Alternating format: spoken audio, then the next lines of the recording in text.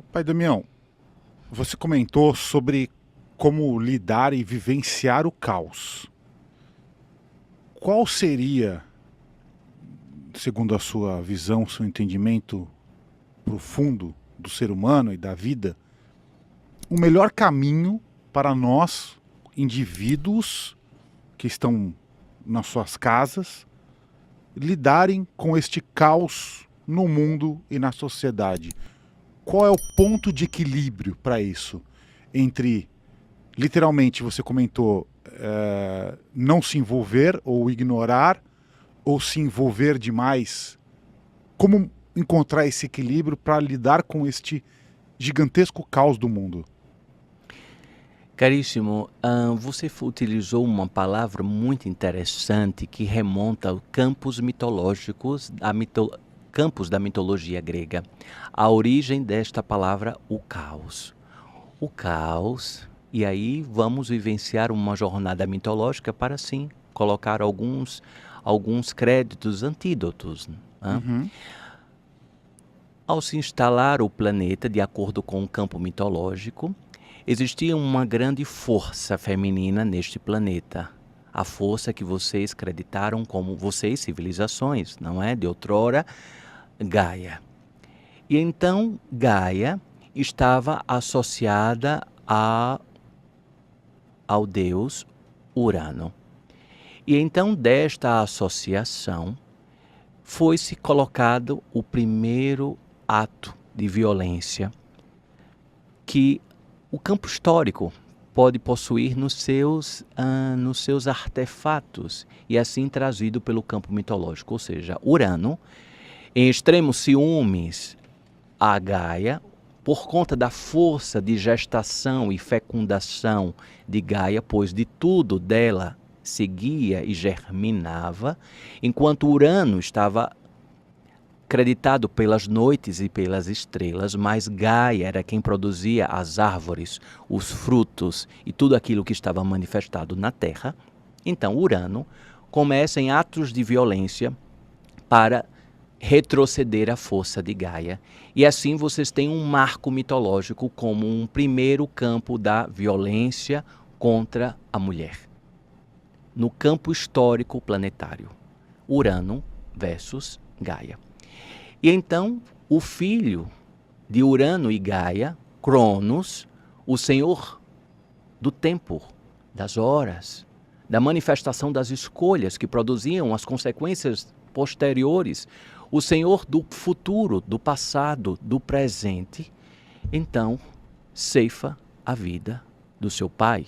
Então, Cronos rompe a vida de Urano, e assim como se as estrelas caíssem à época, e então Cronos segue como um grande parceiro da sua mãe, e assim em um campo incestuoso, produzem filhos. E então Cronos, com medo de que produzisse algum filho muito maior do que ele, muito maior do que a sua força, começa a devorar, a comer todos os filhos que nasciam da relação com Gaia.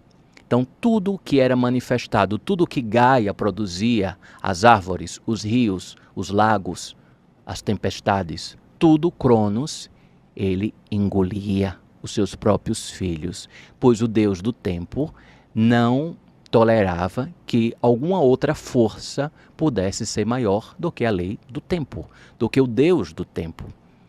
E então vai se estabelecendo que Zeus consegue ser um grande sobrevivente a essa estrutura e, consequentemente, vai ceifar a vida do seu pai, Cronos.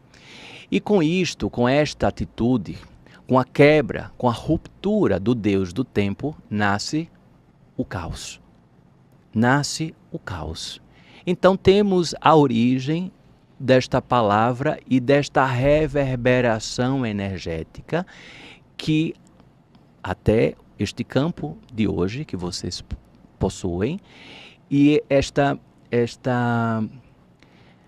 dissociação do tempo viajantes do tempo, seres que estão dissociados com o tempo em suas diversas enfermidades, o tempo que parece estar curto, locais no próprio planeta Terra que o tempo é de uma forma, outros que o tempo segue de outra forma, as escolhas embaralhadas e embaraçadas, espíritos que chegam das mais diversas origens a este planeta e por meio das vestes humanas possuem uma unicidade de um poder enxergar a um ao outro, muitas vezes seres em dimensões de frequências completamente distintas e opostas, reverberando e consumindo, produzindo e retroalimentando ainda mais o caos, a ruptura do tempo. E então você me pergunta, por favor, como podemos abrandar, neutralizar este caos estabelecido? Imediatamente voltando-se para as escolhas, pois das escolhas nasce o tempo. Como cada ser humano está vivenciando o seu tempo de permanência nesta jornada encarnatória.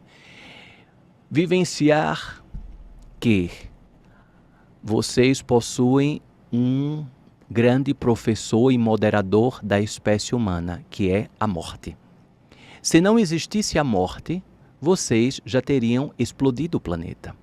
Vocês já teriam colocado o planeta Terra em fragmentos, pairando pela galáxia.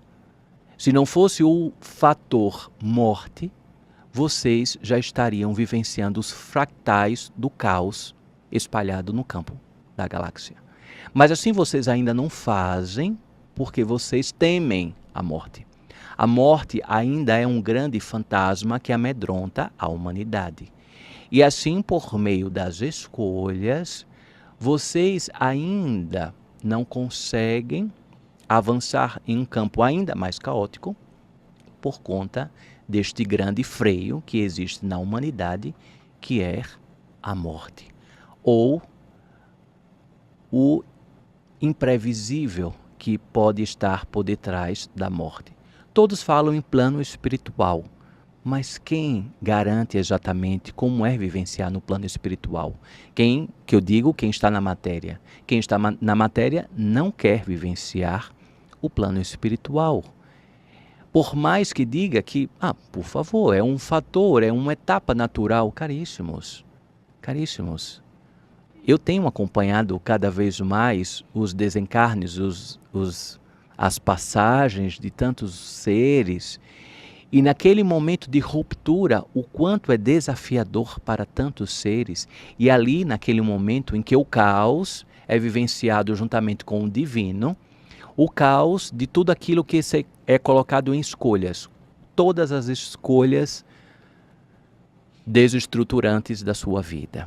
Tudo aquilo que você seguiu completamente alheia à sua centelha divina, que não estou falando de santidade, estou falando de conexão, estou falando de comprometimento com o seu eu supremo que habita em você. Então, para se romper este caos, imediatamente em um primeiro plano, trazer a consciência de que vocês definitivamente são espíritos travestidos em uma nuvem orgânica de uma aglutinação celular que compõe o corpo de vocês.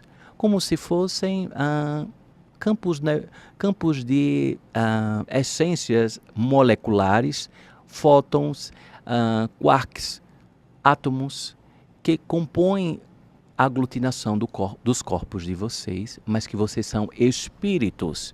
E quanto mais vocês se voltarem a atenção ao espírito, em vivenciar os desafios e as trajetórias da matéria, logo vocês estarão equilibrando aquela ruptura que aconteceu diante da ausência do Cronos, da ausência do tempo, regendo vocês em uma força equilibradora e, consequentemente, deixou vocês aleatórios, alheios às suas próprias escolhas, e existe uma corrupção, muitas vezes, na interpretação do livre-arbítrio, pairando-se como se o livre-arbítrio fosse a ausência do tempo, a ausência da justiça divina, a ausência de um monitoramento efetivo da lei da ação e da reação, da ação e da consequência.